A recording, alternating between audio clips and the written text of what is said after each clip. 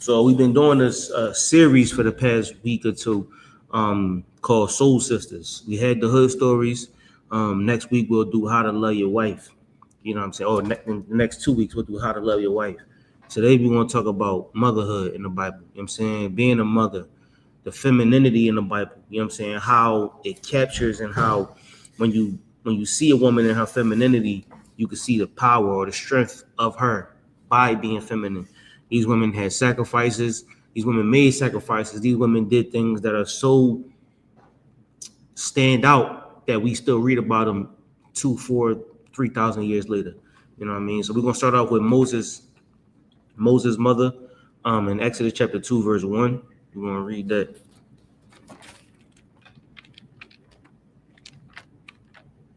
Y'all got any questions? Y'all can put them in the chat. We got NOJUMPER. He gonna make sure you good.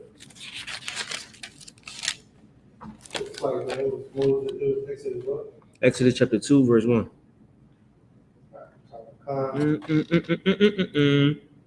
Hold on. It's already fire in this joint. Let's start with Exodus 1 and 15. Let's start there. Exodus 1 1 and 15. This is the book of Exodus, chapter 1, verse 15. And the king of Egypt spake to the Hebrews midwives, of which the name of the one was Shapar, and the name of the other Paul. And he said, You familiar with what a midwife is, right? Or midwifery?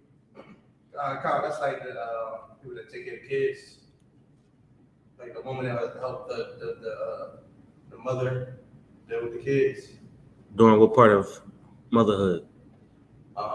Midwife. Would it be after the kids? During prenatal. You know what I'm saying? So most of the time during prenatal and postnatal, like when they're about to have the child, when they're having the child, most of the times midwives or doulas, you might hear them called. They help deliver the baby. Most of the time it's natural.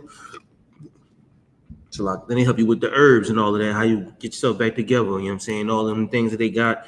Those are midwomen or women who study midwifery, women who study birth, childbearing, rearing, and all of that stuff. That's what midwives are normally for. All right, go ahead.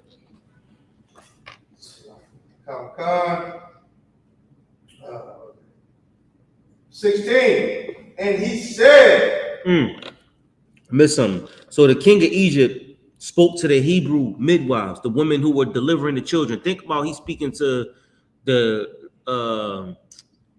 NICU or the PICU or the I don't even know what you call the child laboring or the childbearing part of the hospital, but whoever delivered the children, the king is talking to them, and this is what he's saying. Go ahead. And he said, when he do the office of a midwife to a Hebrew woman, to the who? To the Hebrew woman. That's what we would call back then. You know what I'm saying? So now it's like I'm tripping. So it said to the Hebrew woman. When you do the act of midwifery to the Hebrew woman, go ahead.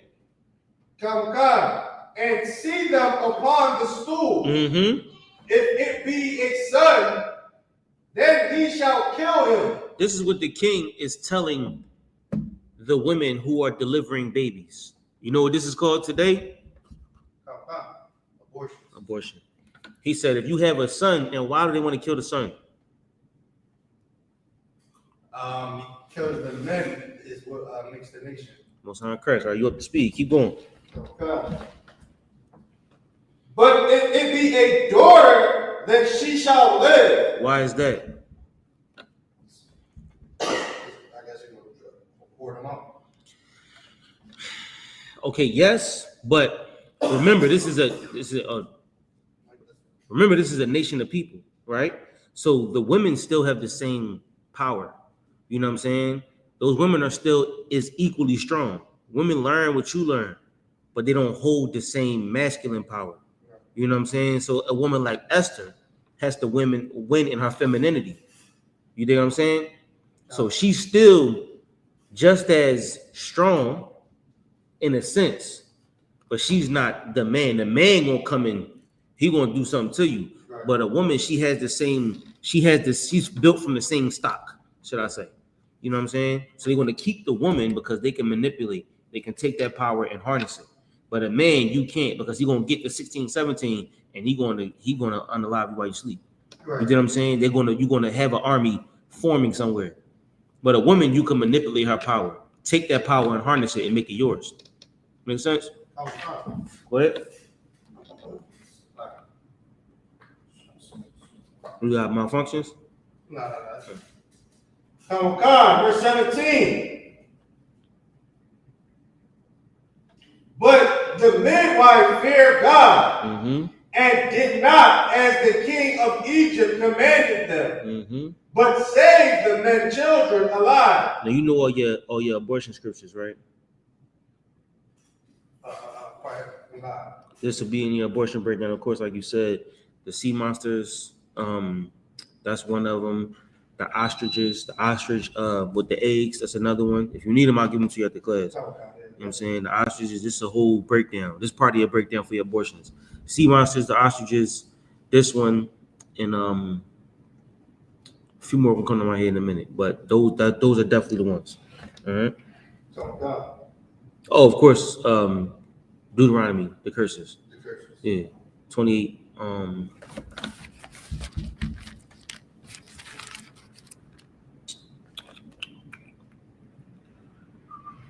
Deuteronomy 28.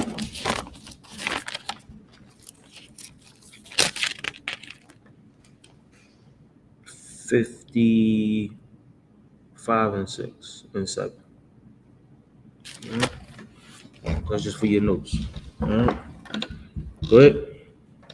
Okay, it's like a come. 18. And the king of Egypt called for the midwives and said unto them, why have ye done this thing, and have saved the men children alive? Now, so these women feared the Most High. These midwives, or these women that help deliver babies, feared the Most High, and they saved the man child. They saved the men. Go ahead. Verse 19. And the midwife said unto Pharaoh, because the Hebrew women are not as the Egyptian women. Go ahead.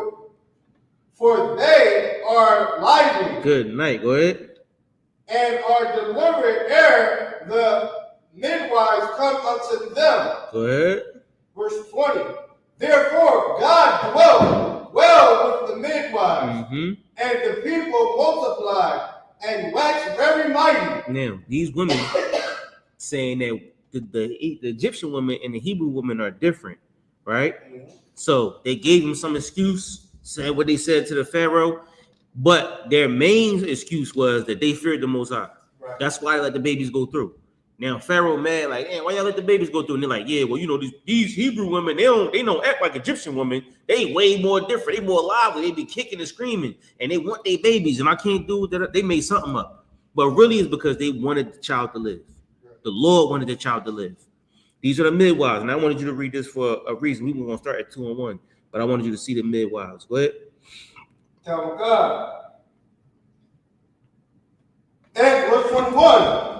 And it came to pass, because the midwife feared God, that he made them houses. Right.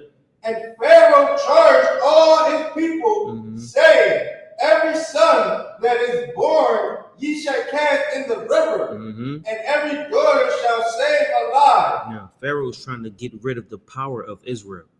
He's trying to find where the power is coming from in Israel. So in order to kill the nation, he kills I can say that, or he unalives the man child.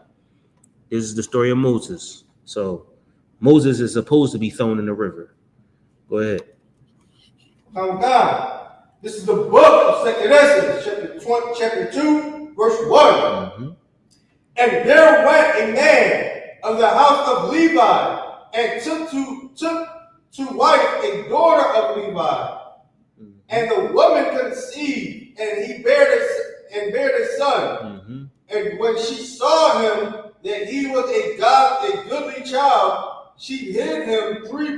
So now when this woman had a child, right? She took that child and hit him. She made sure he stayed alive. Go ahead. It's like if I could. When she said he hit him for 3 months, like, what did that mean? She hit him. Like, she didn't want Pharaoh to know that she had a child. Nobody knew she had a child, that she was pregnant. For instance, let's say today's time, let's say your rib is pregnant, right? And her father, you don't want her father to know. Or let's say somebody in the world, right? They don't want their dad to know. So for instance, they'll just go down south. You know what I'm saying? Or when they had the child, they'll hide the child for a certain amount of time. So when you see them again, you don't even know they had a child. They probably had a child or got pregnant and had a child. You never even knew. So in this case, she hid the child for 3 months. Nobody knew she had a baby. Nobody knew she was pregnant. The child was, or somebody probably knew she was pregnant. They probably didn't know where to find a baby at. So she hid him. She put it away privately for 3 months. She probably sent him to his uncle's house. You know, Moses had a brother and a sister too, right? So, I mean, he could have been somewhere else. What? God, if I could, one more question. Did he have like an older brother? Yeah. So, why didn't he get up alive? Maybe for the decree. We didn't read about Aaron yet, though. Go ahead. Verse 3. And when she could no longer hide him, she took him in an ark of what's that? Bulrushes. Yeah. Now, remember, the scriptures give us a record, right? If you try to add to the record, then it becomes a philosophy. You know what I mean? So we find this history on purpose and put it together because these scriptures are for us, right? So we'll talk about Aaron at a certain point. And when we talk about Aaron, you can put the pieces together. More so, I want you to focus on the mother at this point. Okay. You did what I'm saying? That's what I want you to focus on, what she did. So then she had a child, and because they were unaliving the man children, she hid him for 3 months. Okay. And now he's 3 months old, and she can't continue to keep him quiet no more. You know, kids, they don't cry that loud until you get about 5 months, 6 months. Then the cry hits another octave. So at this point, she can't hide him no more. He getting big. He probably eat too much, crying too loud. So she take him somewhere else. Go ahead. God. And Duba, what's that? Dad or dog. A dog. Mm-hmm.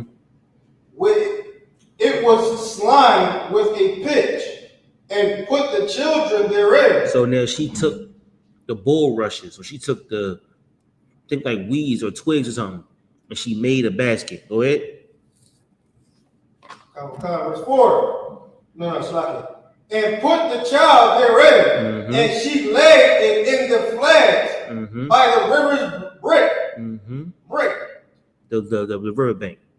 Go ahead. God. And his sister stood afar off to wit what would be done to him. This is his sister. His sister was watching him too.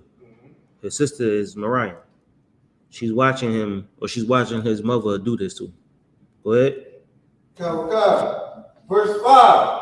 And the daughter of Pharaoh came down to wash herself at the river, and her maids walked along by the riverside. Now, the daughter of Pharaoh is Pharaoh's daughter, obviously. So she got two.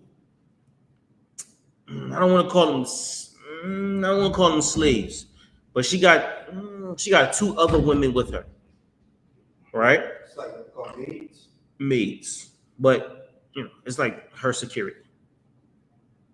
You know what I'm saying? It's like a woman walking with two other women for company, witnesses, anything of that nature, so she can be more secure, right? So she's walking with two other women, and the women are with her. Go ahead.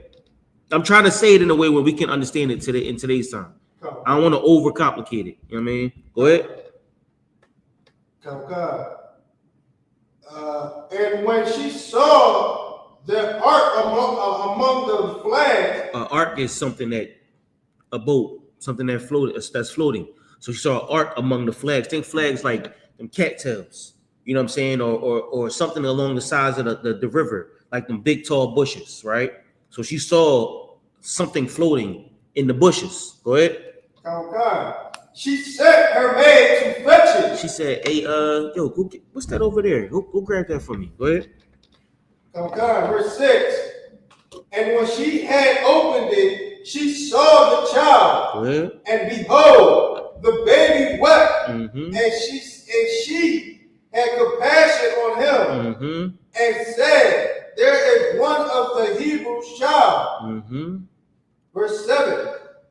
Then said his sister to Pharaoh's daughter. Now, the sister was there. And the sister said to Pharaoh's daughter, she wept and said, "Oh, it's a Hebrew child." Now she said to Pharaoh's daughter, go ahead. Verse 7. Then said his sister to Pharaoh's daughter, shall I go and call to thee a nurse of a Hebrew woman? One of the midwives, go ahead. That she may nurse the child for thee? Now remember, he's 3 months old. Go ahead. And Pharaoh's daughter said unto her, take this child away. No. You skipped something. And Pharaoh's daughter said to her, go. And the maid went and called the child's mother. So now, you see what just happened, right? Yep. So now Moses' mother put him in the creek or the river, right? The creek. She put him in the creek. Boom. I think that's the Nile. She put him in the river. His sister was there. The same sister is with Pharaoh's daughter. They see a child, and she says, all right, she says, when we go get the child, a Hebrew midwife or a nurse, she go get Moses' mother. Keep going. Verse 10. And the child grew. No. Go to 9. And Pharaoh's verse 9. This is the book of Exodus. This is the book of Exodus, chapter 2, verse 9. And Pharaoh's daughter said unto her, take this child away and nurse it for me, and I will give thee thy wages. And the woman took the child and nursed it. So she was paid to take the child to a Hebrew nurse. And who was the Hebrew nurse? Moses' mother. Keep going. Verse 10. And she said, because I drew him out of the water. No, verse 10. Verse, where you at? Yeah, I'm right here. Verse 10. Yeah. And she called his name Moses. Hold on. Start at verse 10 again? Start from top? Yeah. This is the book of Exodus, chapter 2, verse 10. And the child grew, and she brought him unto Pharaoh's daughter, and he became her son. Mm-hmm. And she called his name Moses. Mm-hmm. And she said, because I drew him out of the water. Mm-hmm. Verse 11. And it came to pass. Now, let's skip that, right? So now, see what happened, right? Hold on.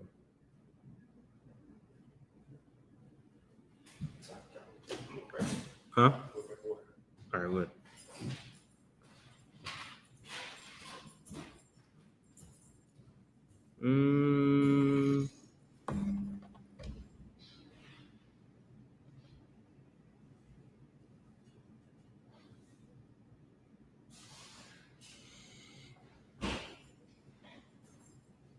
All right, so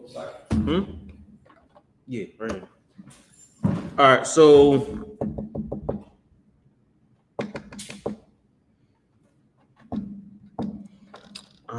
we're gonna skip that.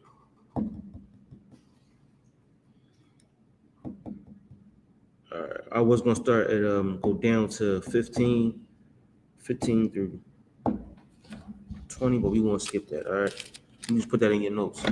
15 to 20. That's a little bit different, but we're gonna put it in your notes. All right, so we're gonna get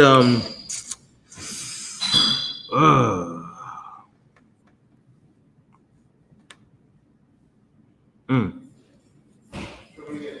gonna get Judges 13-2. It's a lot of rough stories ahead. You said Judges?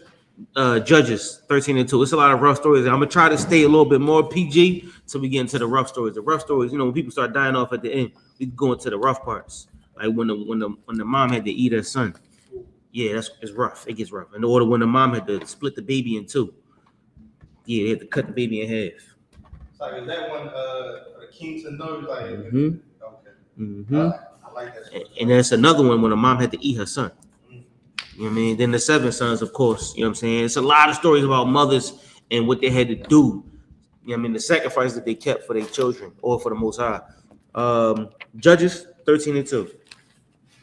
It's the book of Judges, chapter 13, verse 2. And there was a certain man of Zorah, of the family of the Danites, whose name was Manoah, and his wife was barren and bare not. You familiar with this story? Nah. All right, what's on Christ? All right, let's go ahead. Keep going. Verse 3. And the angel of the Lord appeared unto the woman and said unto her, Behold, now there art barren. Now, behold, now thou art barren. Go ahead. Come God. And bearest not. Now, think about this like an angel. Think an angel like a brother in the school, right? The captain, like the sister walking, the sister in the class, right? And the general or the captain or officer say to the sister, like, yeah, today you might be barren, right? It's spiritual. He like, today you might not have children. Today you might not bear. Keep going. Come God. But thou shalt conceive and bear a son. He told the sister, like, you might not have children today, but one day you're going to have a child. And when you do have a child, it's going to be a son. This is a prophet. Go ahead. Come God. Now therefore, beware, I pray thee, and drink not wine nor strong drink, and eat not any unclean thing. Now, here's the heavy part. Because what does she have to do in order for this to be true? She had to believe. She has to believe the prophet. She has to be in the school. She has to be one with her husband, one with the men that her husband are around. Because the prophet came to her and said, one day you're going to have a son. When that day comes, don't eat no strong drink. Don't drink no strong drink. Don't drink no wine. Matter of fact, you should start now. And she looked at her husband and she said, damn, Cap told me I'm going to have a son one day. What's up? So if I could, I want to know, these are Israelite people, right? And they was like basically brought up on the laws. Yeah. Okay. Why would it say don't eat any unclean food if she already knows? Do not eat any unclean thing. Drink or any unclean thing. Any unclean thing. Okay. Go to verse 1. Come. This is the book of Judges, chapter 13, verse 1. And the children of Israel did evil again in the sight of the Lord. And the Lord delivered them into the hand of the Philistines 40 years. That's why. Because he was hard-headed. We was always doing evil. But she had to be different. She had to be in the school. She had to believe because everybody else was doing what? Sin. Evil. It was all eating unclean things, which is why we went into the hand of the Philistines. Because the Philistines had that horse burger, or they had that alligator tail, or I don't know what they was eating in the Philistines. I don't know what they was eating, but they was eating something unclean. Bats or bush meat. Good night. So as the Lord, the angel is telling the sister not to eat any unclean thing, drink any wine or strong drink. Go ahead. Come. Verse 5. Verse 5. For lo, thou art conceived and bear a son, and no razor No, shall. come on. What'd you say? No what? Razor. Razor.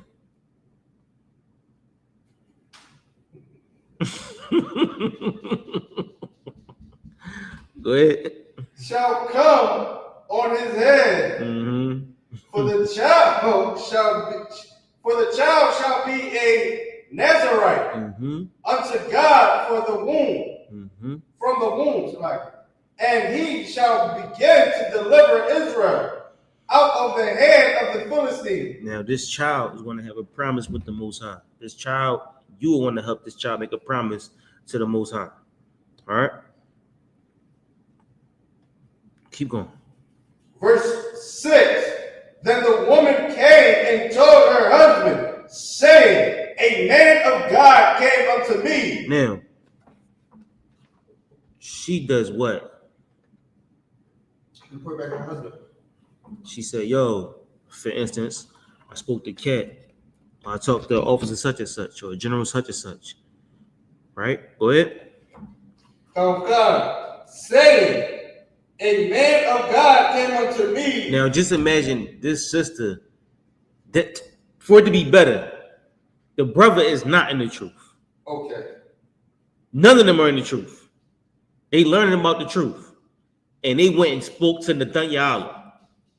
You the man of God, right? This is your friend from the world. Right. And she like, I can't have children. He like, yeah, you're going to have children one day. You're going to have a son. And when you have a son, just don't eat nothing unclean. Just don't drink no wine, no strong drink. And when you do that, the Lord gonna bless you with a son. Man, she go home and tell her husband.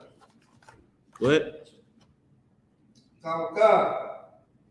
A man of God came unto me, and his continuance was like his countenance. You too, well, we had a long day. We all had a long day. I look, trust me, I understand, bro. That's why we here. We here for each other. I got you. Countenance, spirit.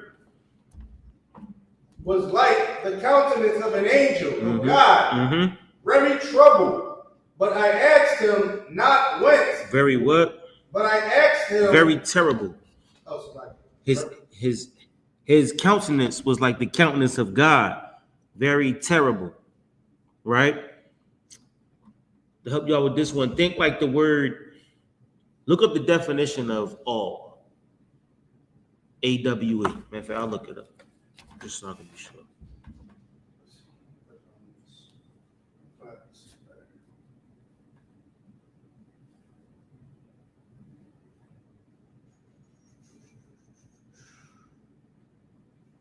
Oh. We got like it. I don't know about this. Oh, a feeling of reverential respect mixed with fear or wonder, right? So awe is like something is something major that you got respect for because you fear it. And a lot of times you ask, what's fear? I mean, what's respect? Is it fear? Or most of the time it's fear, right? But when you think of something that's awesome, right? Awesome doesn't mean fearful, right? Would you think? Would you say that? Well, awesome. No. But awesome is something that's so great. You know what I'm saying? It has it's something you respect. So in this case, when you see terrible, right? The Lord was mighty and terrible. Terrible is something that you should fear. Just like when they see the spirit of us walking in the room, right? So she said he had the countenance of the Most High. He had the countenance of God because he was terrible and he was mighty, right? Go ahead. I'm trying to get to the good part, man. We only at the beginning. I'm trying to get to the good part. Go ahead. But I asked him not whence he was, neither told he me his name. He ain't asked who he was, and he ain't told me his name. What? But he said unto me, behold, thou shalt conceive and bear a son, and now drink no wine, nor strong drink, neither eat any unclean thing, for the child shall be a Nazarite to God from the womb of the day, of his death. From the womb to the day of his death. You survive with that? Okay. All right, go ahead. Then Manoah entreated the Lord and said, So now this brother right here entreated, he started praying to the Most High. Go ahead. okay. Oh my Lord, let the man of God which thou didst send come again unto us. So now, because she talking to her husband about this man of God, what do? He asked the Lord basically to send him, basically, what is that, a sign, you know what I'm saying? He prayed for this brother to come back.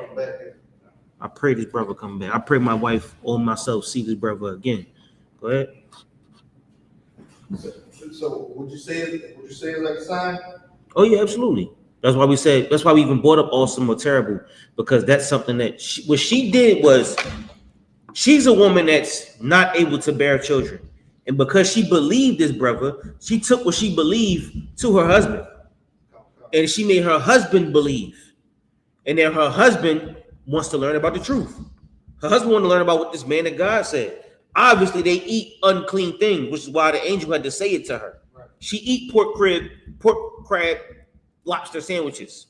You know what I'm saying? She obviously eat those things. She drinks wine. She drinks liquor. She's somebody you probably meet at the bar. Right. You know what I'm saying? So now when the angel see her, Salaki.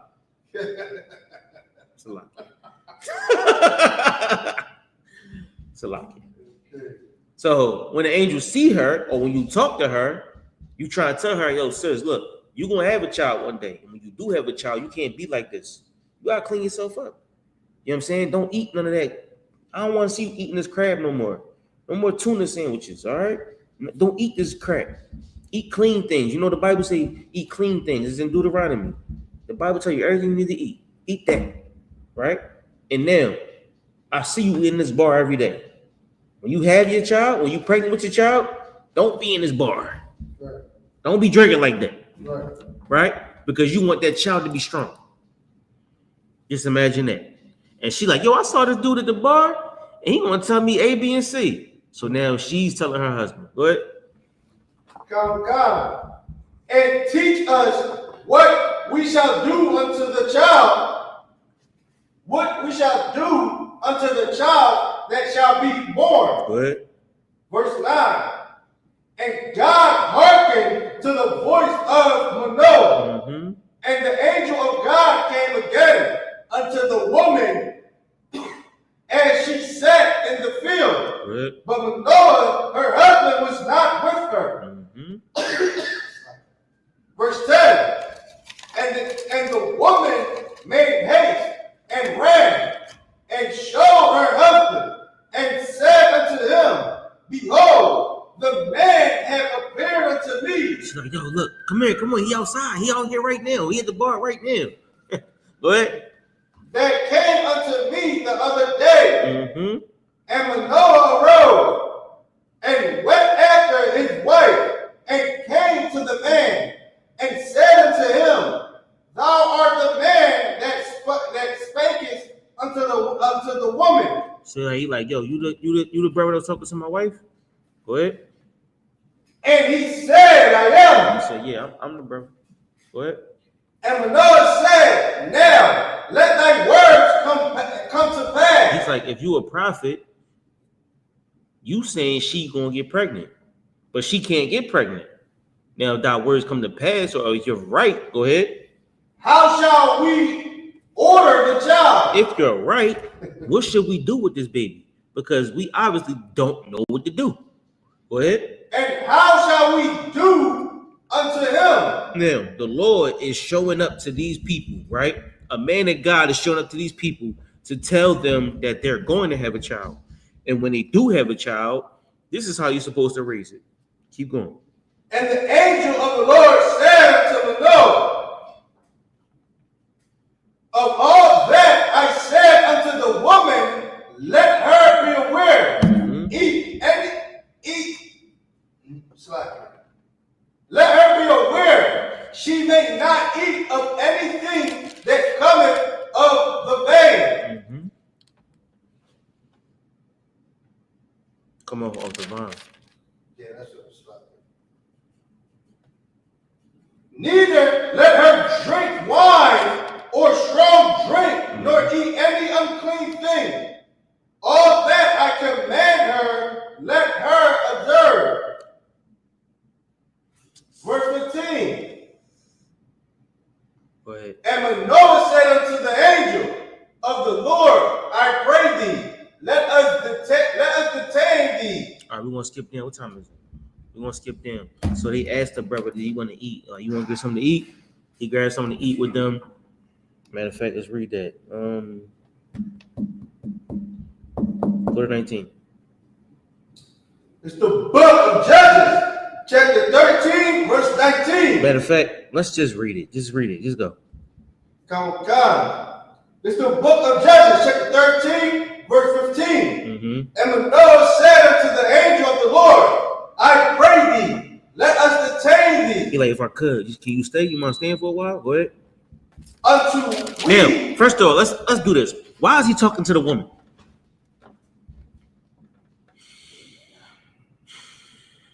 Okay, I would say he's talking to the woman because she would be like, would she be like the weaker vessel? So he gotta. Not in this case. Okay. Not in this She's case. a prophetess. No. He's speaking to her.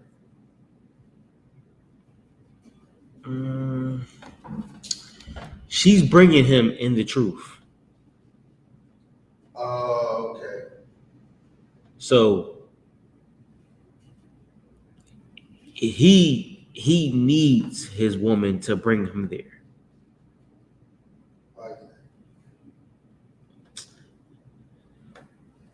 Would he have been there without his woman? I mean, if the angel would have came now, okay. If I could, I would see it like, this is how I will see it, but probably not. But if I feel like if he would have went to the man, and the man would have was already sinning, and eating unclean things, and he was doing what he wants. So if we look at sister today, yeah, I mean, and in the world, she's not taking her man that serious. But if he tells the woman, and now when the woman is like, oh, really? And she stopped the drinking and eating the unclean things, the man going to look at it as like, oh, well, it got to be something to it. Now he probably look more intrigued or more interested in, well, now who you talking to? Who is this man? Now right. I see what's up. Exactly. The flip side of the story is Christ. Because the angel came to Joseph. Oh, okay. So this is Joseph. No. What you mean? This is Samson. This is Samson. Okay. This is Samson's parents. I gave it to you. This is Samson's parents, right? But the angel came to the mother, told the mother, this is what you need to be doing. And she believed. She spoke to her husband. And her husband started to believe her. And then when he believed her, he said, what are we supposed to do with this child? If we have, say your words come to pass, what do we do with this child? And he said, listen, don't let me, I told your wife what to do. Everything I told your wife to do, she has to do it. He said, look, come on, let me feed you. Let me feed you. Let me detain you for a minute. Come to my crib. Give me a second. Let me get you some beer and something to eat. Come to my house real quick. If I could hold you up. That's what he's asking him. Go ahead. Oh, God. Detained, Shalaki. And the angel of the Lord said to Manoah, though thou detain me, I will not eat of thy bread. Yeah, his brother said he's not going to eat what y'all eat. Go ahead. And if thou wilt offer a burnt offering, thou must offer it unto the Lord. It got to be for the Most High. Go ahead. And Manoah knew not that he was an angel of the Lord. Go ahead. Now I don't want to skew it too much. I want you to still understand it from your own perspective. But if this brother was in an unclean spirit, who knows what he was cooking in his house? You dig what I'm saying? The brother could have been making God knows what. God. Offer it to the Lord. I need you to give it to the Most High first. Go ahead. Count God. Verse 17. And Manoah said unto the angel of the Lord, what is thy name? That when thy sayest come to pass, we may do we may do what? we may do thee. May do what? We may do thee honor. We may do what? The honor. I just want to hear one word. May do what? What's that word have to do? Thee. Thee. Meaning you. So God, and not the Lord. Not the Lord. Go ahead. Come, come. And the angel of the Lord said unto him, why ask thou thus after my name? Now he like, what? It doesn't matter who I am. You know what I'm saying? When something happens, something amazing happens, what we say? Most High in Christ, meaning it wasn't me. It was the Lord. Most High in Christ. That's the Lord who did it, right? Now, look, you don't need to know who my name is. The Lord said you're gonna have a baby. I don't need to see you in this bar no more, sis. I don't want to see you eating them tuna sandwiches no more. No more tuna sandwiches, all right? No more Nikolai and cranberries. That won't let me throw up saying that. You know what I'm saying? No more Vladimir and pineapple juice. Jesus Christ. No more shots of Jose Cuervo. I don't need you drinking no more Taylor Port. You know what I'm saying? Damn. No more teleport. No more Hennessy. I don't need you drinking no more of that stuff, all right? Listen, take a break. Had this child, and when you had this child, the child, don't let no razor touch his head either. I want you to raise this child different. Something different than you've ever seen. This is a vow. This is a promise to the Most High. I need y'all to understand that y'all making a promise that this child is dedicated to the Lord. Don't give me credit. Give the Lord credit. Go ahead. So that's these saying, oh, that's like us. Right. So I'm trying to make you understand it, because most people think of the Bible as just some ooky spooky book, right? But when you break it down to today's lingo, to today's terms, or today's topic, and today's lifestyle, it makes it way more understandable. And I don't want to offset the Bible so much, whereas though it's not what the Bible says, but I want you to still understand the story that's happening. You dig what I'm saying? So that's it. Go ahead. Thus, seeing it is, and if you got any questions, ask him. All right, go ahead. Seeing it is secret, did wondrously,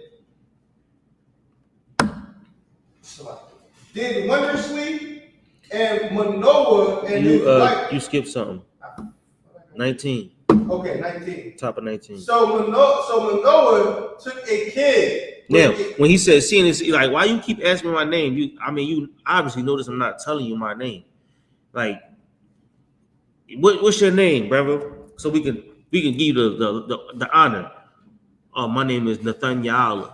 It don't matter what my name is. I'm under UPK. I'm under Commander General. Well, what's your name though? I'm under Commander General. I'm in the UPK. The Lord saying that you're gonna have a baby. Just have the baby, sis. Well, what's your name though? Don't worry about it. Don't worry about my name. Why you keep asking me my name? Yo, bro, why you keep asking me my name? Don't ask my name no more. Just do what I told you to do. All right? Whatever I told you to do, just do it. I'm not telling you on purpose. Just do it. Go ahead. I'm not staying. I'm not eating your food. Just do what I told you to do. Go ahead. So Manoah took a kid with a meat offering and offered it upon a rock. What's a kid? A kid is a kid lamb or something like that. A young goat. A young goat. Well, you're right. So when you make this offering, offer it to the Lord. Meaning, don't do nothing unclean. Get the Lord an offering. So now he's cooking a goat or a young lamb. Go ahead. Come unto the Lord, and the angel did wondrously. He did something wild. Go ahead. And Manoah and his wife looked on. He was looking at him. Go ahead. For it came to pass, when the flame went up towards heaven from off the altar, that the angel of the Lord ascended in the flame of the altar. And Manoah and his wife looked on it and fell on their faces Go to 24. Verse 24. And the woman bare a son and called his name Samson. And the child grew, and the Lord blessed him. Yeah. The brother that she had was Samson of the tribe of Dan. And Samson became a mighty warrior. Samson got stories. He said the fox put the fire on the tail of the fox, burnt the whole field down. Then they told on him. What's the story he told on him? They told on Samson, got him locked up. Then Samson had the situation with the what's that girl named Delilah, something like that. He had the first woman, then the second woman. Samson had a lot going on. You know what I'm saying? They tried to raise him as best as they could. Get a woman out of your people. He wanted a Philistine woman. He was caught up in hell. Samson is a whole nother story. All right. So for time's sake, let's get into some good stuff. All right. It's like another. Another. What? Like. I'm too out. All right. Let's do this first. Give me Luke 23 and 28. Come. 23, sir? Luke 23, 28. Come. This is the book of Luke, chapter 23, verse 28. But Jesus, turning unto them, said, Go to 26. Come. This is the book of Luke, chapter 23, verse 26. And as they led him away, they laid hold upon his Simeon. Upon Simon. Salaki. Upon one Simon. Salaki. Cyrenian. A Cyrenian. Simon being from Cyrene, which is the island off the coast of Greece. Go ahead. Coming out of the country. And on him they laid the cross, that he might bear it after Jesus. Verse 27. And there followed him a great company of people and of women. So now it's a great company of people following him as he's going towards this place to die. It's women too. Go ahead. Kamkai, which also bewailed and lamented him. So these women are crying. All these people are crying. Go ahead. Okay, so is this when Jesus was carrying that cross up? Yeah, Luke 20. This is Luke 23 and 28 now. Okay, but Jesus turning unto them said, Daughters of Jerusalem, weep not for me. He's saying, sis, don't cry for me. Go ahead. But weep for yourselves. Cry for yourself, sis. Go ahead. And for your children. Sis, cry for yourself and for your children. Don't worry about me. Worry about your children and yourself. If I could, every time I hear YAHUSHUA speak or talk or listen, it's just so powerful. It's just like it's just like it's like who is dude? Who is dude? Who is bull?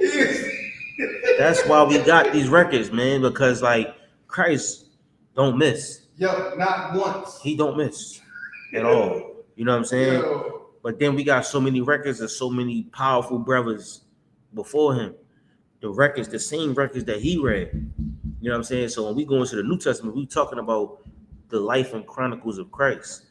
And then Peter and Paul and the men that came after them, the disciples of the school, how it was after Christ died and while he was around. But before him, there were many schools. You know what I'm saying? We read those scriptures too. Right. So that's why this whole Bible is heavy. Right. It ain't just the New Testament or the Old Testament. It's a whole book of just body blows and headshots. You know what I'm saying? It's a whole book of, you know what I mean, just so much information. And Christ is the tip of the iceberg, but the iceberg run way below the water. You dig what I'm saying? But yeah, Christ always got something. He don't miss. But go ahead. Oh God. Verse 29. For behold, the days are coming, in the which they shall say, blessed are the barren. He says, don't worry about me. Worry about yourself and your children, because a day gonna come when the women that can't have children will. Go ahead. Oh God. And the wombs that never bare, and the paps which never gave suck. Verse 30. Then shall they begin to say to the mountains, fall on us, and to the hill, cover us. Verse 31. For if they do these things in a green tree, what shall we done? What shall we done in the dry? Go ahead. Verse 32. And there were also two others, malefactors, led with him to be put to death. I'm going to something else. So 2 other criminals that's going to be put to death. So he said to them, it's going to be one day when the mountains are going to fall and the hills are going to fall. And the women that can't have children will have children. All right. Let's get where we want to go with this. All right, let's go to Genesis.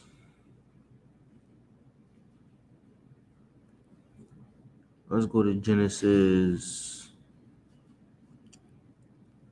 17 and 19. This is the book of Genesis, chapter 17, verse 19. And God said, Sarah, thy wife shall bear thee a son indeed, and thou shalt call his name Isaac. Hold on.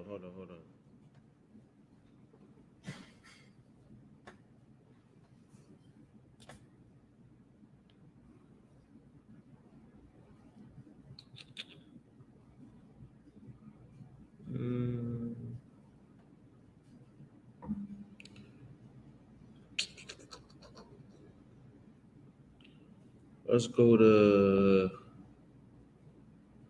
16 and 1. 16 and 1.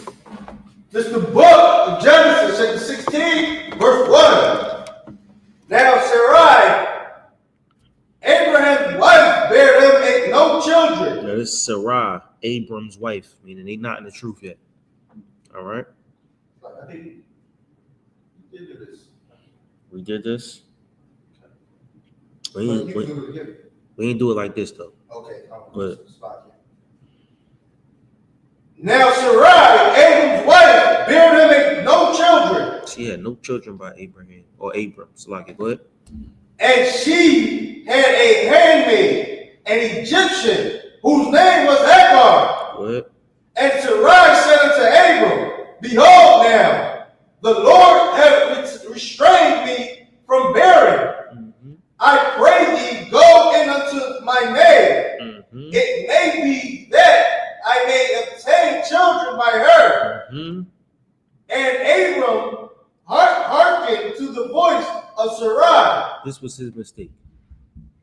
It was his mistake. What was his mistake? This was his mistake. Going into another nation. No. Now, what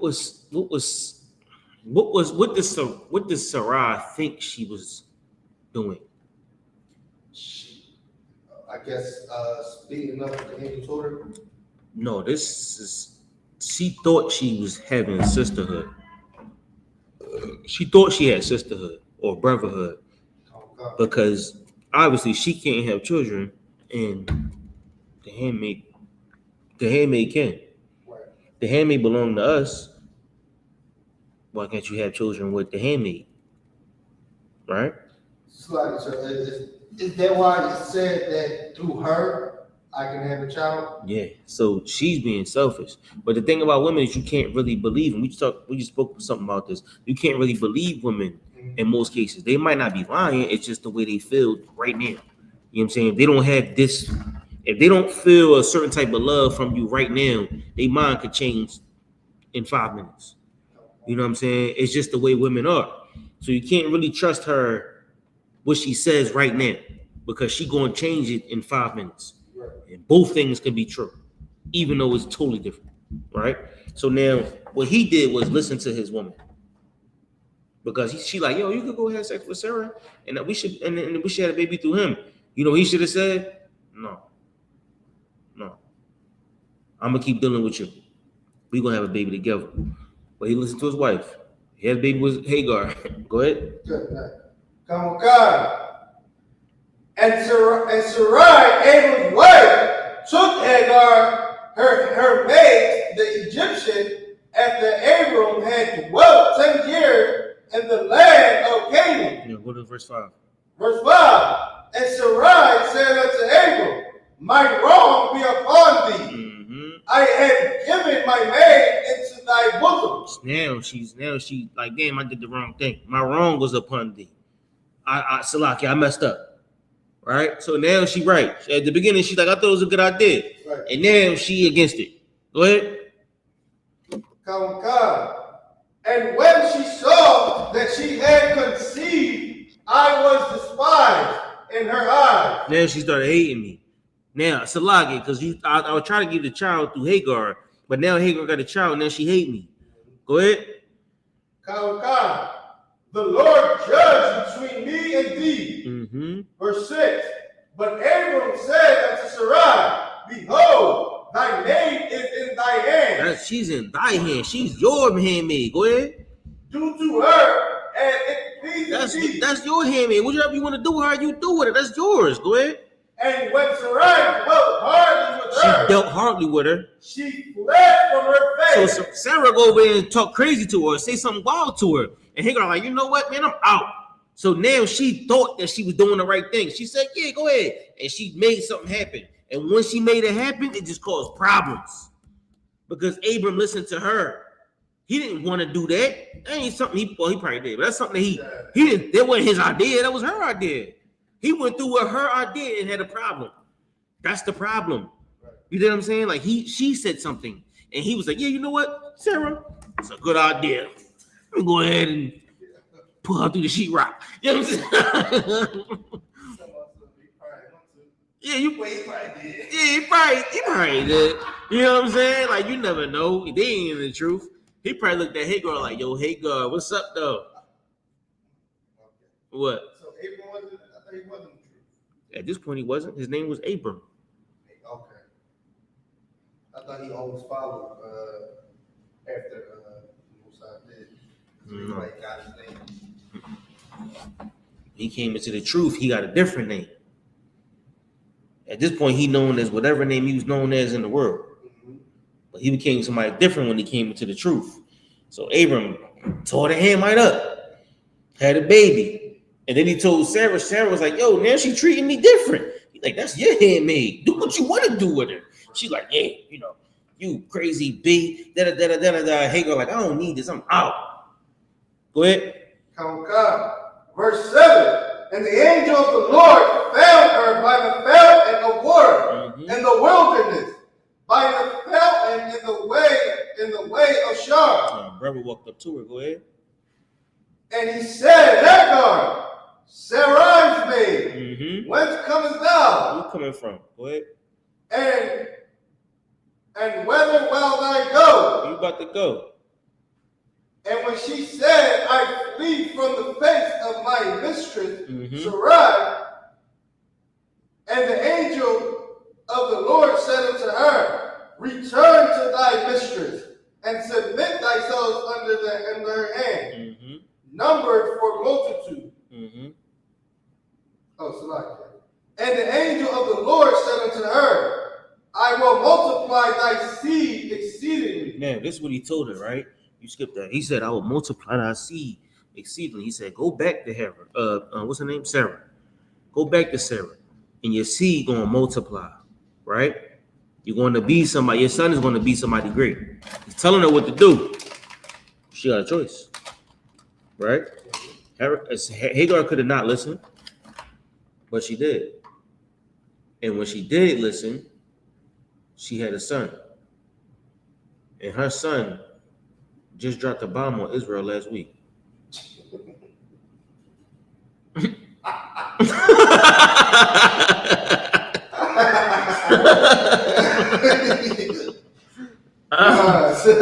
Real talk, right?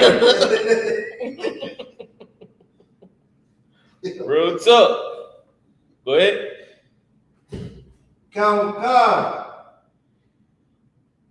And the angel of the Lord said unto her, and the angel, exceedingly, that it shall not be. All right, we're gonna skip this. We're gonna get into something happy. All right.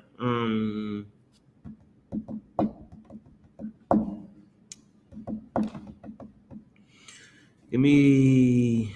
Oh man. Start with the one you want. Give me 1 Kings 3:16. So give me 1 second. I'll run it back real quick. Give me 1 Kings 3:16. Said 3:16. 1 Kings 3:16.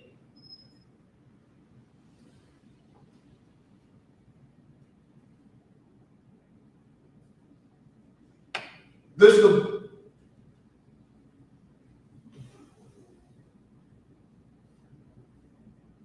is the book of 1 Kings, chapter 3, verse 16.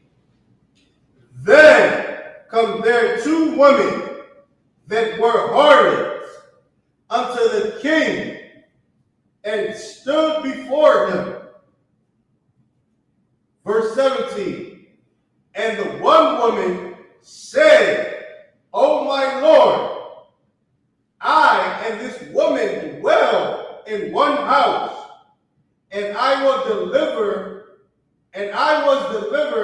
of a child with her in the house. And it came to pass that 3rd day after that I was delivered. That this woman was delivered also. All right, bet. Let's get it. All right, start back from the top. Come God. This is the book of 1 Kings, chapter 3, verse 16. Go ahead. Then come there 2 women that were harlots unto the king. Now, this is the one you was talking about earlier, right? It's 2 women who are harlots, meaning, they do their thing. All right, go ahead. Come God. And stood before him. So 2 women that do their thing. They came to the king, stood before him. Go ahead. Come God. And the one woman said, O my Lord, I and this woman dwell in one house. They live together. Go ahead. And I was delivered of a child with her in the house. Go ahead. Verse 18. And it came to pass the 3rd day after that I was delivered, that this woman was delivered also. We live in the same house, and we had babies around the same time. I had a baby, and 3 days later, she had a baby. Go ahead. And it came to pass, like children in the house, and it came to pass the 3rd day after this was delivered, this woman was delivered also, and we were together. It was just us 2 together. Go ahead. There was no stranger with us in the house. It's these 2 hoes, right? Right. These 2 women in the house, they live together. Nobody else is in this house. They had babies 3 days apart from each other. Nobody else was in this crib with them. Go ahead. Okay. Say we 2 in the house. Just us 2. Go ahead. And this woman's child died in the night because she overlaid it. What that mean? She slept on her baby. Go ahead. Okay. And it came to, and she arose at midnight and took my son from beside me, while thy handmaid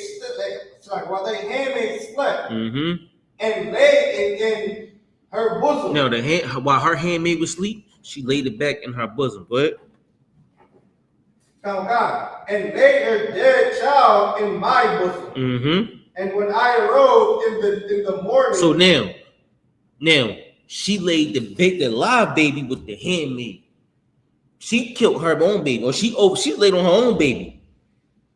Woke up, took her dead baby, put it on the sister, took the sister baby and put it with the handmaid. That's wild. Remember how we started off the class was, it's a whole lot of stuff here. It's a lot of stuff here, right? But motherhood is very, very prominent in the Bible. And it's a lot of different stories of motherhood.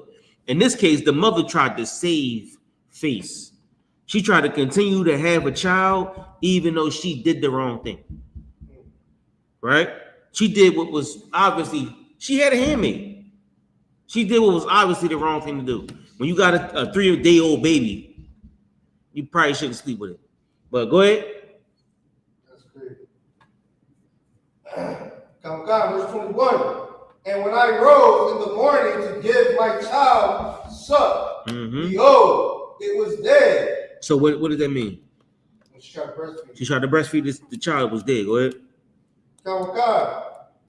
But when I had considered it in the morning, behold, it was not my son, which I did bear. Yeah, she like, oh, this ain't. So now the child is trying to breastfeed. She's like, this ain't my son. It's her son. Go ahead. So, I feel like that's just stupid because it's like, do they look alike? Probably not. Probably not. Like I know what my daughter looked like when she was born. So I don't get what made her think about that. And my son. You know what I'm saying? Like she probably thought she could get away with it. The sister looked at her baby and was like, yo, this ain't my baby. This is such and such baby. Go ahead. Yep.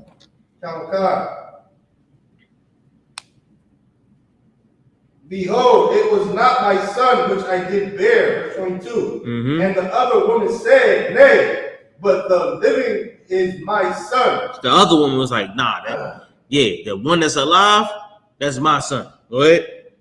And the dead is in thy house and in thy son. Now the crazy thing is she got no pics. The other sister, she don't care. She just want the live baby. She don't care if it's her baby, your baby. She don't even care. Go ahead. Nathan falling asleep. Verse 22. And the other woman said, nay, but the living son and the dead son is not thy son. And this said, no, but the dead is thy son, and the living is my son. So she said, the dead one is yours, and the living one is mine. Go ahead. Thus they spoke before the king. This is what they told the king. So they come up to the king and told him this. He like, all right. So yeah, this sister, she slept on her son last night. He passed away, and then she tried to give me the baby. This is what they told the king. Go ahead. Then said the king, the one said, this is my son that liveth, and thy son is the dead. Yeah. And the other said, and the other said, nay, but thy son is the dead, and my son is the living. And the king said, bring me the sword. And they brought a sword before the king. And the king said, David, the living child, in two. Divide the living child in two, and give half to the one and the half to the other. Y'all both want the baby, right? Both of y'all want the baby? No sweat. We're gonna give y'all both half of the baby. Go ahead. Verse 24. And the king said, bring me a sword, and they brought a sword before the king. And the king said, divide the living child in two, and give half to the one and half to the other. Then spake the woman whose the living child was unto the king, for her bowels yearned upon her son. And she said, O my lord, give her the living child, and in no wise slay it. Yeah. But I'm sorry, go ahead, start again.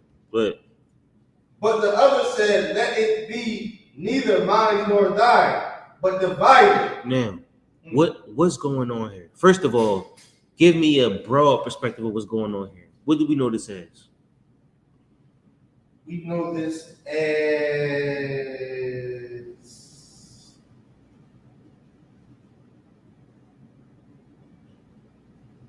is it like sisters that's going into like the infirmary? Yeah, this is a council. Oh, yeah. This is a council, right? They come to the king and have a matter. Now the king is deciding who's the king trying to find the wickedness, right? So now the one sister is like, all right, is the thing.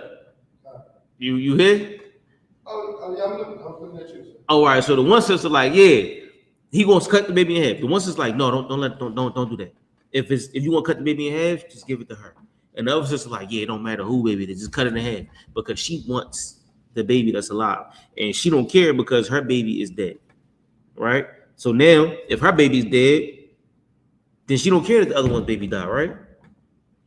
That's what we're dealing with. Go ahead. YAHUAH. Damn, so that's. If I could, you think like she was going through like this, like what they call it, Postpartum? you think that's what she was going through? Cause like, No, I don't think this was postpartum. Think about it like this: like misery loves company, right? So when you lose something, you're okay with somebody else losing theirs. right. There's just a lack of sisterhood, right? And what a mother would, not necessarily what a mother would do, but what women would do in their evil. What women would do in that space where they get in. Women get into a space where they just don't care, right? They trying to say it's the right way. Women can be very evil, very evil. And they'll take that evil and they'll tear down everything because they're upset. Because something didn't go their way today. Because you didn't say what they wanted you to say. You didn't answer the right way. You didn't show them the right affection that they wanted. Then they go left. This sister right here laid on her baby. She woke up and tried to spin the whole thing. And her evil tried to commit a crime. Whatever the crime is, I don't know what it is. But this is what she did. This the choice that she made to continue to have a son, even though she lost hers. And then the other mother, she had to keep her son alive because a demon was trying to steal it from her. You know what I'm saying? The demon wanted to kill her son because the other son's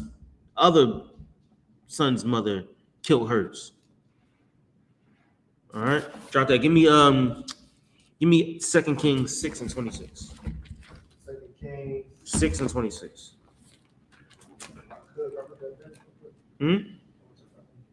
Yeah. What you build on that? Yeah.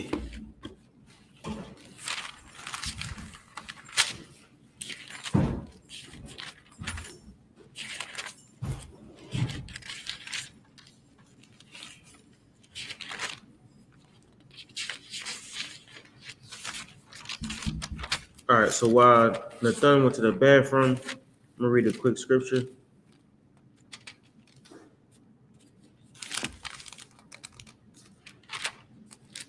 Before we get to 2 Kings 6 and 26, let me get 2 Ezra 2 and 15.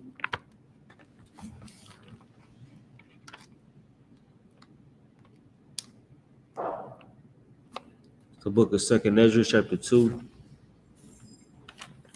verse 15. Sorry, first. 2 Ezra, chapter 2, verse 15. It says, Mother, embrace thy children and bring them up with gladness. Make their feet as a pillar, for I have chosen thee, saith the Lord. And those that be dead I will raise up again from their places and bring them out of the graves, for I have known my name in Israel. Now, the Most High really, I believe the general brought this out or broke this down on Monday as well.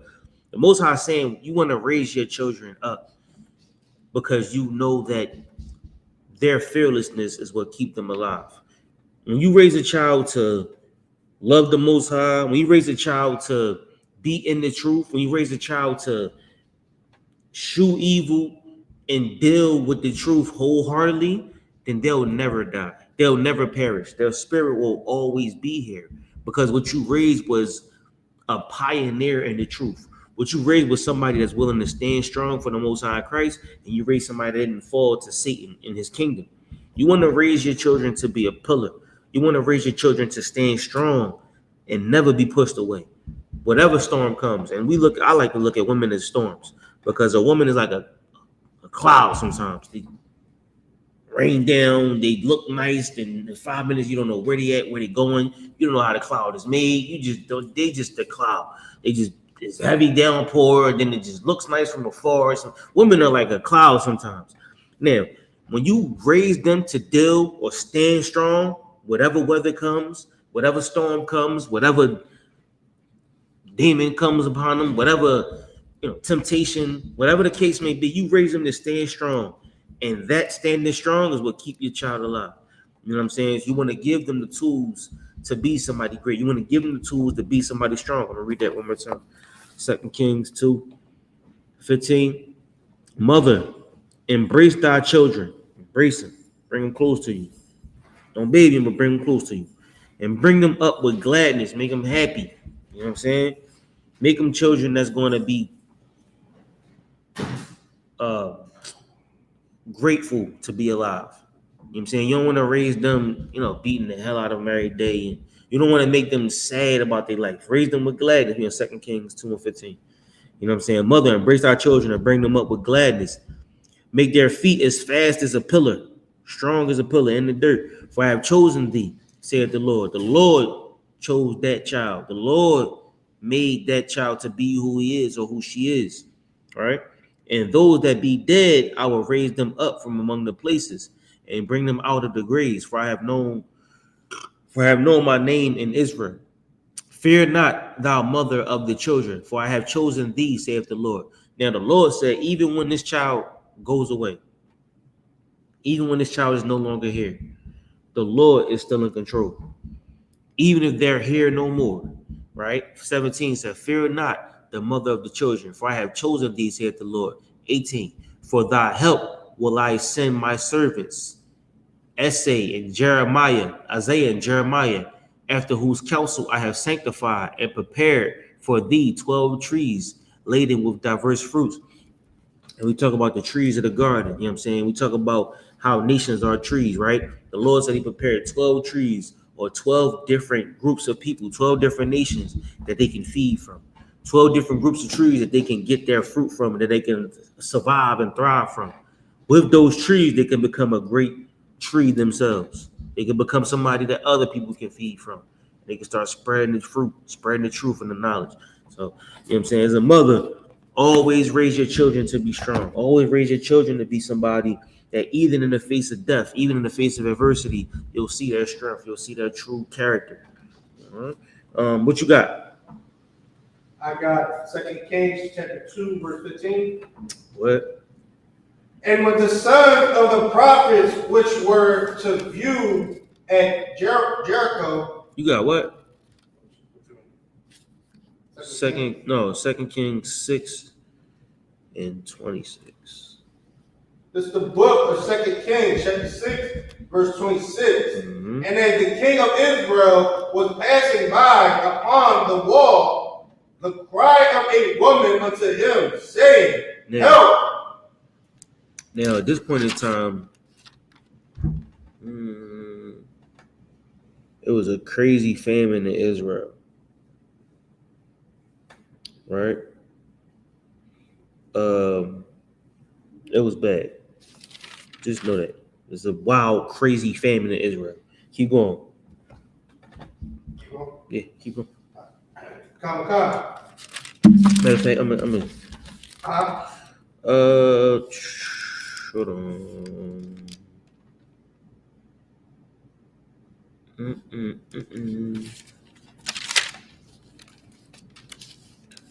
Okay.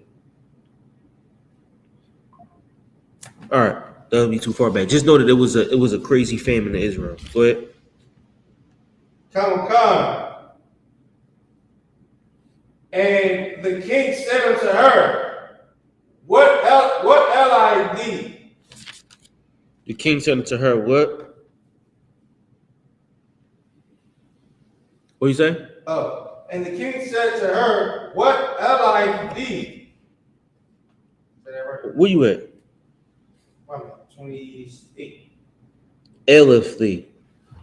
What's like an ailment or a problem or issue? What's your problem? Go ahead. God. And she answered, this woman said unto me, give thy son, that mine may eat him today. Damn. Okay, All right. Start back at 26. so. This is the book of 2 Kings, chapter 6, verse 26. Mm-hmm.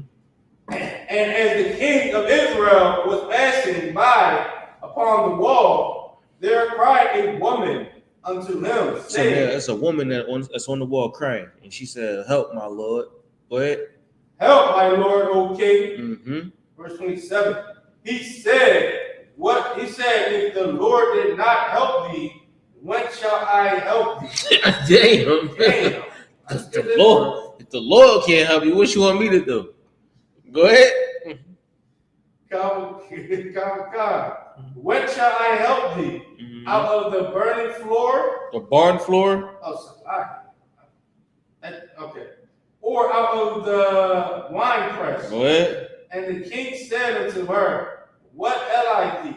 No, and the king said to her, what's your problem? What's going on? And she answered, this woman said unto me, Salaki, sir, if I could, this woman said to me, go ahead. give thy son. Give me thy son, or give me your son. Go ahead. That we may eat him today. Give me your son. We're going to eat him today. Now, if you could go back in this time, this is the time of 2 Kings, it's the time of Elisha.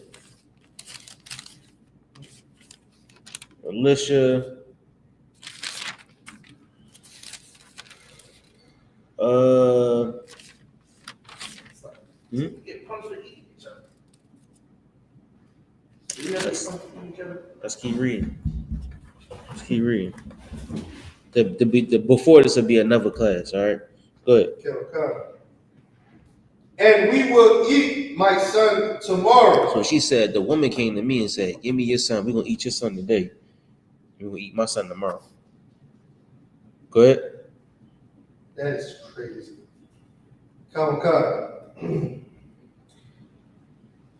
And she's like, verse 29. So we boiled my son. So we boiled my son and did eat him. And I said unto her on the next day, give thy son that we may eat him. And she had hid her son. Now, the king is walking down the street, and this is what the sister tell him.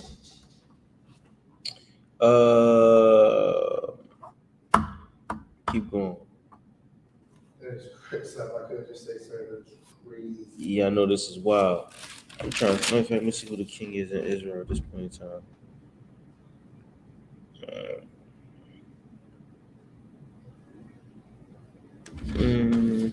Go ahead. And it came to pass when the king heard the words of the woman that had rent his clothes, he passed by upon the wall, and the people looked, and behold, he looked succor. Okay, I think this is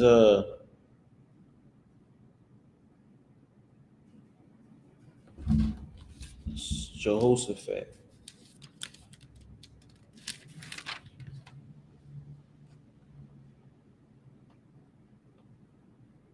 Or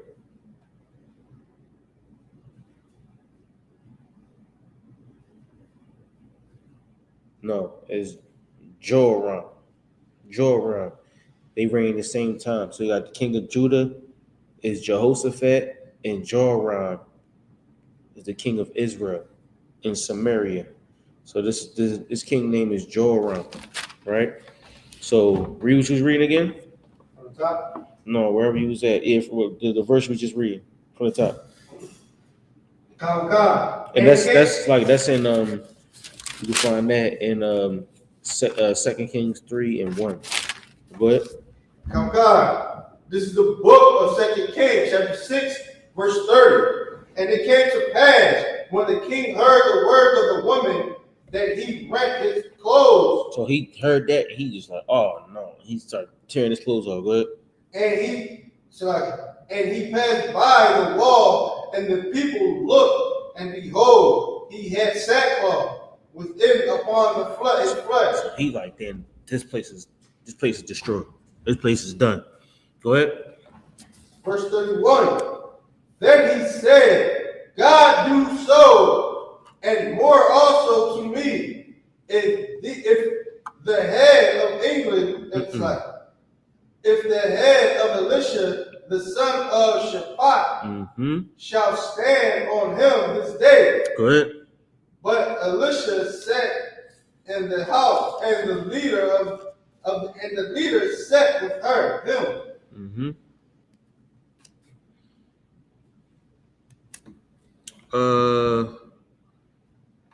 Keep going. Then he said, God do so and more also to me, if the head of Elisha, the son of Shaphat, shall stand on him this day. But Elisha sat in his house, and the elders sat with him. And I think this story doesn't go nowhere. But the point is this, you know what I'm saying? Matter of fact, let me see.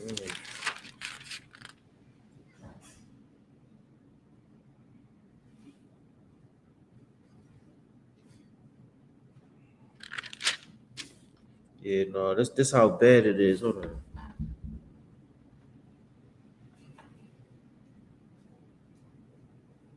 This how bad it was in Israel. I mean, it was hell, you know what I mean, during that time. During the time of Elijah and Elisha and all of that, it was rough. So, did they ever get punished for that? Who, the women? Yeah. I mean, that's just how bad it was. That's think about like during, you familiar with the siege of Jerusalem, right? After Christ died, 67 AD, Rome come to Jerusalem and they besieged it, right? So they surrounded the city, and it was so bad that we was eating slippers. Or think about Haiti today. You know what I'm saying? Haiti at some point was eating mud cookies, right? You got to survive. So the answer is yes. The long answer is yes. They did get punished for it. We punished for it today. We paying for it today, right? It's a mother out here today who's faced with the same tribulation. She hungry and she looking at her daughter. She hungry, she looking at the dog or the pig, right? You got to make the right decision even when you face with Satan, even when you face with the, how can I put this? When you face with what you think is the right answer. You think the right answer would be to boil your son. She schemed her out. She said, listen, I'm going to boil your son today. We're going to boil my son tomorrow. She never boiled her son. She ran away, hid her son. So think about it like that. Yeah, we got punished for it. All right.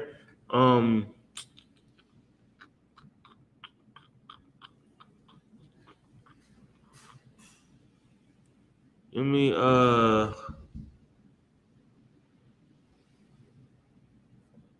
Samuel 1:1.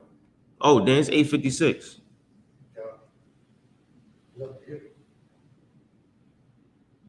All right, so in 1 Samuel 1:1, you read about Samuel's mother.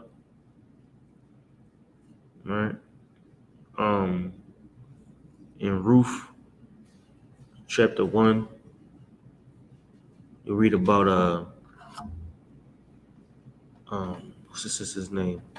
Naomi and Ruth. Now, Naomi was her mother-in-law, but that was a good story. So you can read pretty much the book of Ruth, especially in chapter 4, how she, and 2 and 3, the whole book of Ruth, how she had to deal with her mother-in-law to find the brother Boaz, right?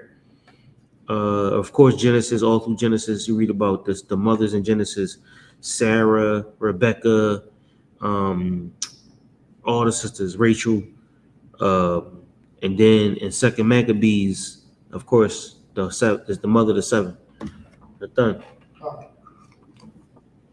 You familiar with that scripture? Second Maccabees? Yeah.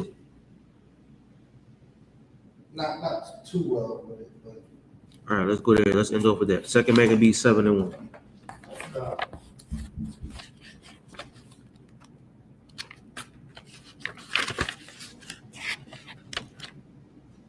said 7 sir. Second Maccabees, chapter 7, verse 1. This is the book of 2 Maccabees, chapter 7, verse 1. It come to pass also that 7 brothers with their mother were taken and compelled by the king against the law to taste swine's flesh. You familiar with the scripture? You familiar with it? That's what he did in, they stood strong with it, the Lord saved them. That's when they still was rejecting it, and then the Lord saved them. The Lord saved them? Okay. What was this? Keep going. God. And were tormented with scourging and whips. You know what a scourge is? Think like, you ever seen them whip with a bunch of Yeah, it's like flays on it. Like it's like a flogging type of thing, right? It's like a whip with a bunch of different whips on it. Okay. But the whips got hooks in them like this. So when they hit your back, it dig in your flesh. Right? So they was hitting them with that and the whips. Go ahead. Verse 2. But one of them that spake first said thus, what wouldst thou ask of or learn of us? So what was the boy trying to get them to do? He's basically trying to see like what they want to know from us. Like, what is it that you want to know?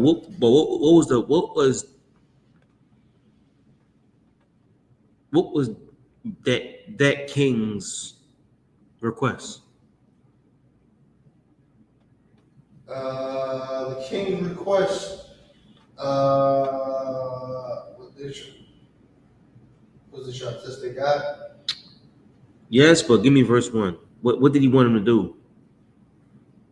Compel the king because the law against swine. They want to fight against swine. Okay, so was he trying to? I think was he trying to show them like if you eat this and nothing will happen, something like that? He just wanted them to eat a pork chop. He wanted them to eat a junior bacon cheeseburger. You know what I'm saying? He wanted them to eat a Baconator, or give me something else that has bacon or pork. He wanted them to eat a pig sandwich. That's all he wanted. Go ahead. Verse 3. But one of them that spake first said thus, verse 4. Then the king, being in a rage, commanded pans of cauldrons to be made hot, which forthwith being heated, he commanded to cut out of the tongue of him that spake first, and to cut off his utmost parts of his body, the rest of his brethren and his brothers looking on. Meaning what? What happened? They stand strong. Yeah, but what happened to the brethren that spoke first? He got his tongue ripped out and his private areas. Nah, his utmost parts, his arms and his legs. Okay. And then you got, keep going.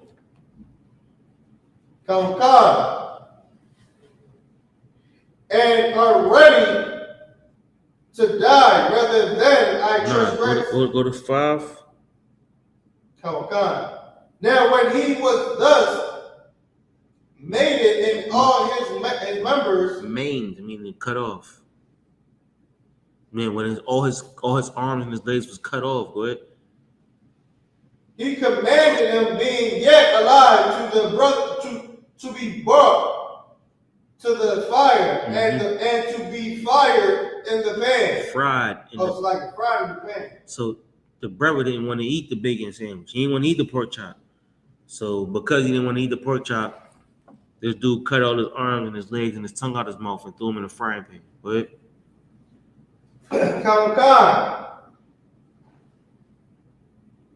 So like, yeah.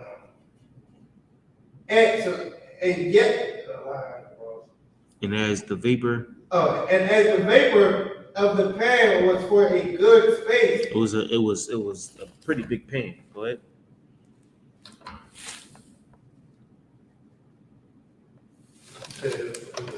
It was a big pan. That's what I mean. It was a good space. Huh? It's in verse. You're in verse 5.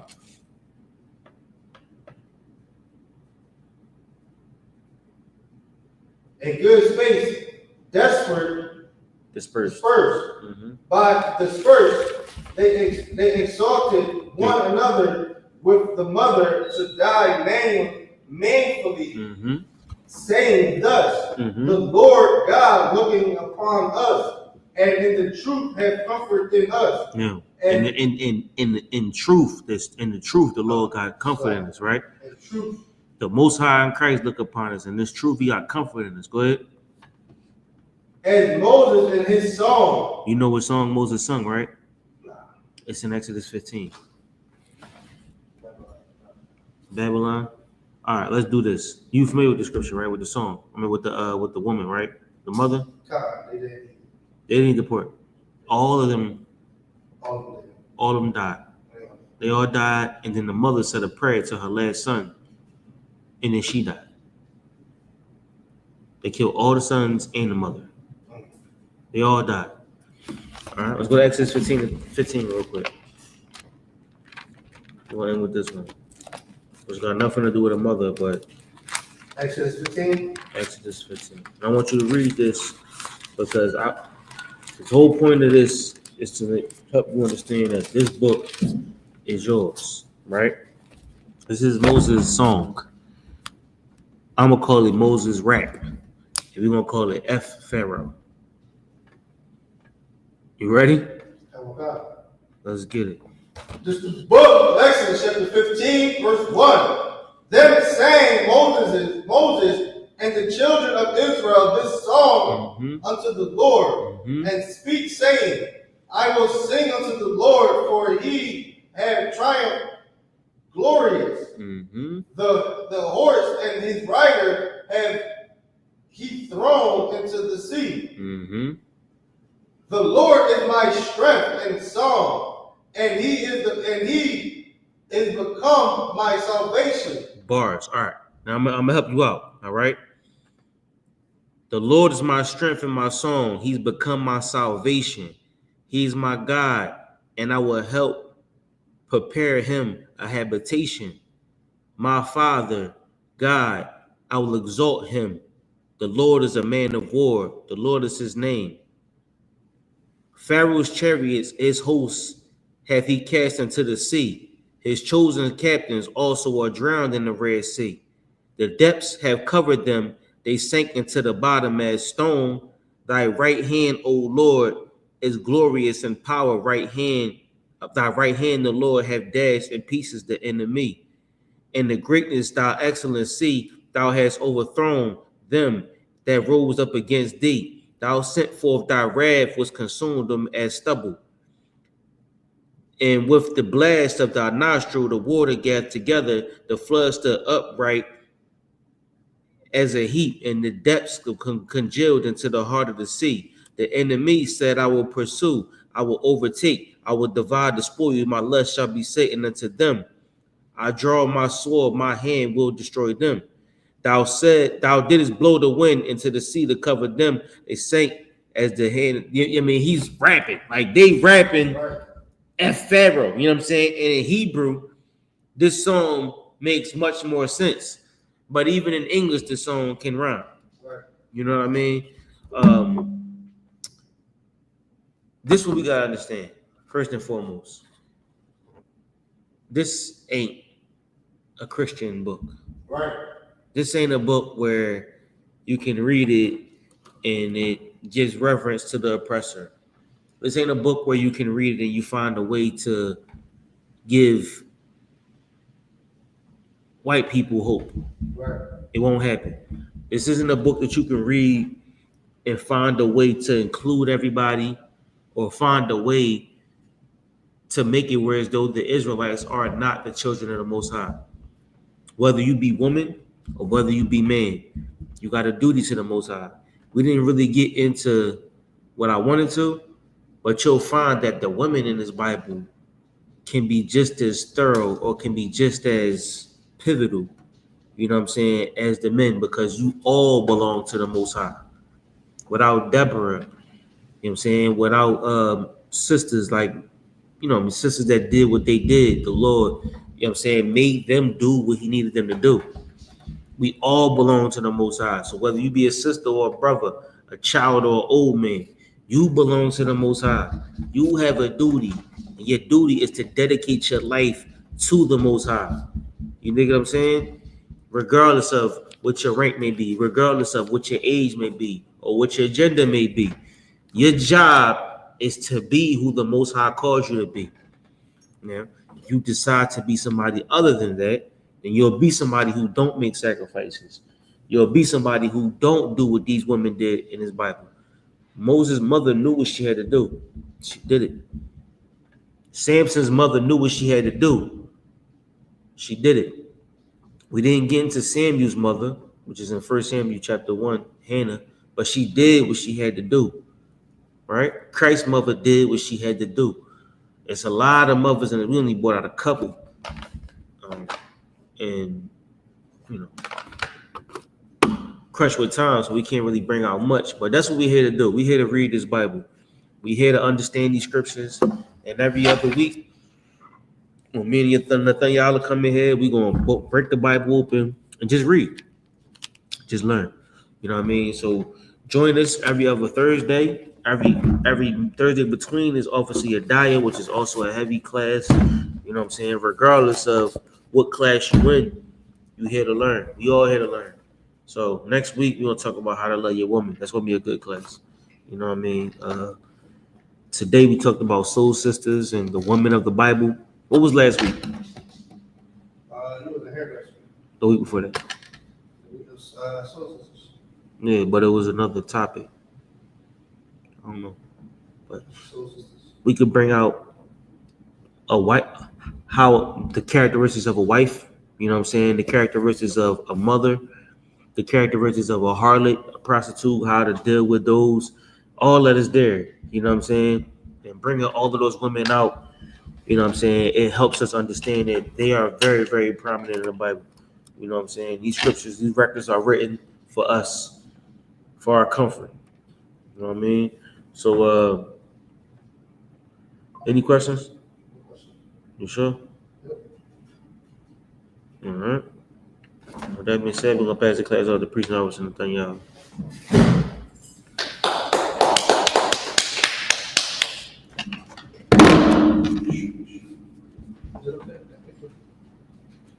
No, just turn it back. Turn it back. Huh? Say what? It was the Israelite School, Universal Practical Knowledge, out of 1 West 125th Street, Harlem, New York, under Commander General YAHANNA. Rules for new brothers and sisters. If a new brother or sister comes to the class, they are off limits for 6 months. They are to be saluted only. They are here to shut themselves of the world.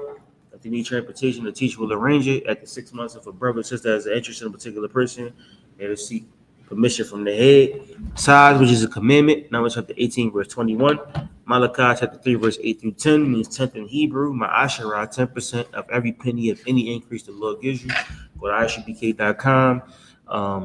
The Zelle, whatever, however you do it, talk to your camp leader.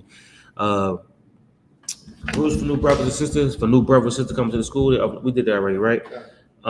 If you want to, 10% of everything increase the Lord gives you, or you drop it in the bucket if you had the bucket. Priest fund, free will offering for the priest, not mandatory. Whatever amount you would like to give, or whatever size bottle. Upcoming holy convocations, blowing the trumpet, September what? September 21st. September 21st on Sunday. If you want to be a trooper in the school, start wearing all black, boots, shirt, pants, headband, and scarf. And with that being said, men of Israel, Abmaju, which means to stand. We're going to give one person a salute. Men of Israel, Amajid. Amajid Shabbat. Amajid. Barak. Salaki. Yahawah Bashim Yahushua Barakatam. Yaji Matah. Sar, which means to turn. Sisters, Amajid, which means to stand. We're going to get a sister more crazy salute. Men Israel, Bada Shabbat. Amajid. Barak. Yahawah Shamar Lataba Hashem Yahushua, which means Most High watch over the name of Christ. Yaji Matah. Class is missed.